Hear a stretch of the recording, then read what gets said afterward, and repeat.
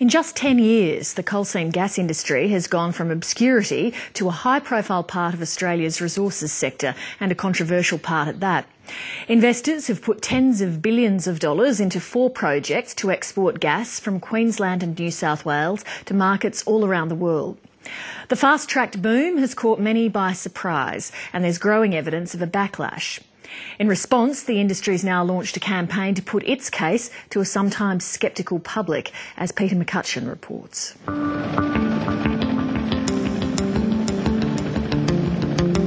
A blot on the rural landscape, or a sign of better things to come. Thousands of coal seam gas wells are spreading across southern Queensland and northern New South Wales. This rapid change is bringing spectacular wealth and increasing controversy.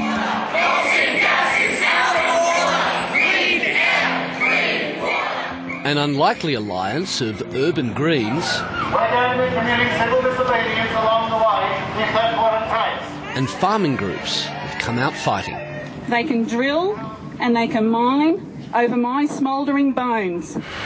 And now the industry is returning fire with an organised campaign of its own.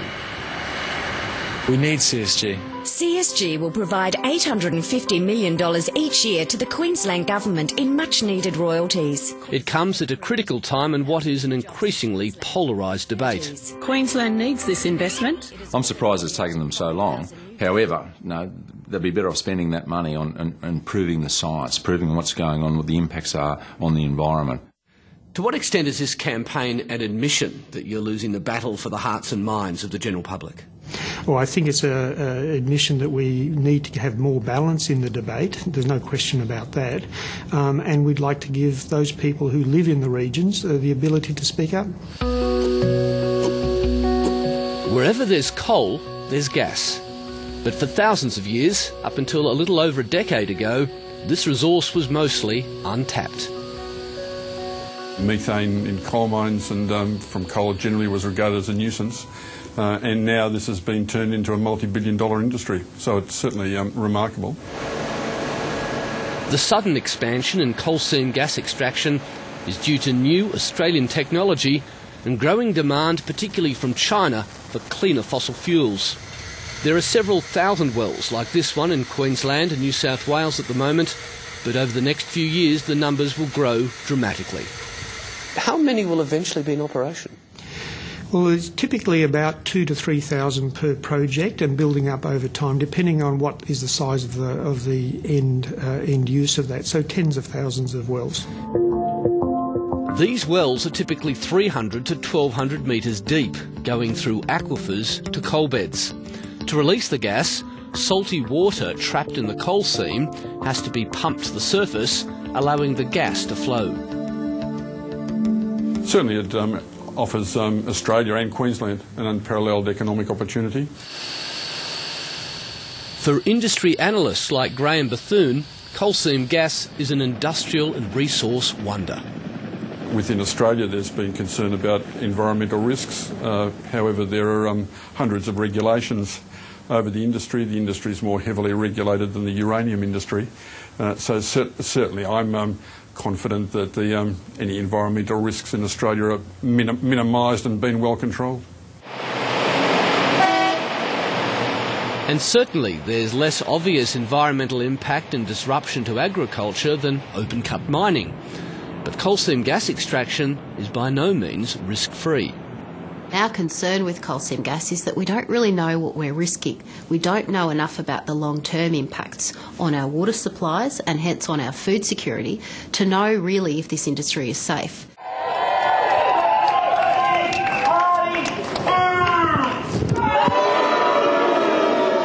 Queensland Green Senator Larissa Waters is usually aligned with urban-based environmentalists, but her sentiments are very much echoed by the rural lobby.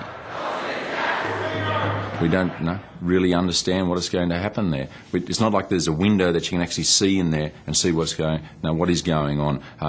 If there is cross-aquifer contamination, what's going on with the aquifers under the ground, how that's actually going to impact on the surface and what we're going to actually see on the landscape. And that's what Commonwealth Government scientists recently identified as the main risk of this new industry.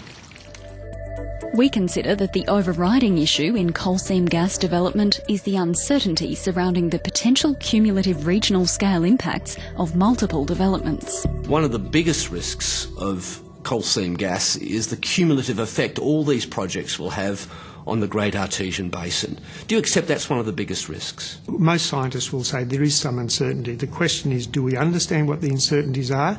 And if we fall outside of those uncertainty ranges, what can we do about it? Rick Wilkinson heads the industry representative group, the Australian Petroleum Production and Exploration Association, or APIA. With water, it's a very long time frame. It goes over decades. So you do have several years to address the issues and make good. And I love my backyard, and I'm not going to let these bastards destroy it. The other major environmental issue is a process known as hydraulic fracturing, or fracking. In some cases, miners have to crack open the coal seam by injecting a mixture of water, sand and chemicals. But during a recent federal parliamentary inquiry, arguably the biggest complaints from landholders were about the aggressive negotiating tactics of some coal seam gas companies. There are many landowners of advancing age, of limited understanding, or just overly trusting and compliant. Companies do occasionally take unfair advantage of that. Isn't that just a way of ambushing people? Instead of riding into town on horses, now they come in Toyota Land Cruisers? Do you accept the industry has at times suffered from some aggressive negotiating tactics?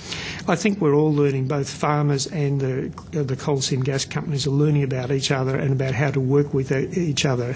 That's an important thing to get right. Clearly we're on the land of the farmers and we have to do the right thing.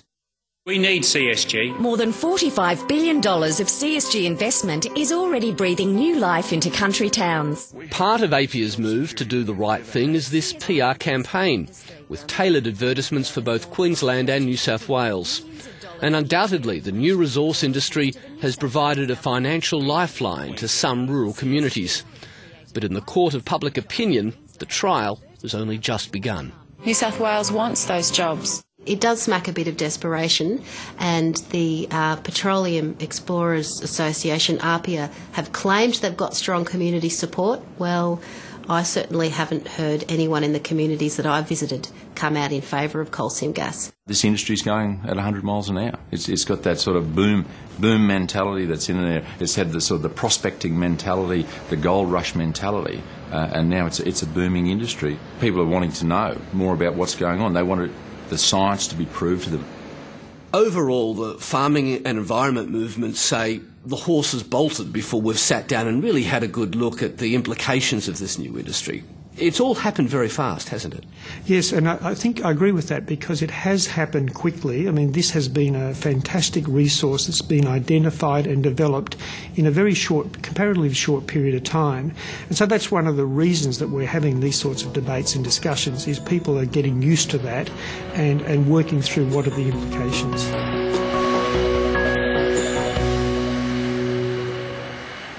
Peter McCutcheon reporting.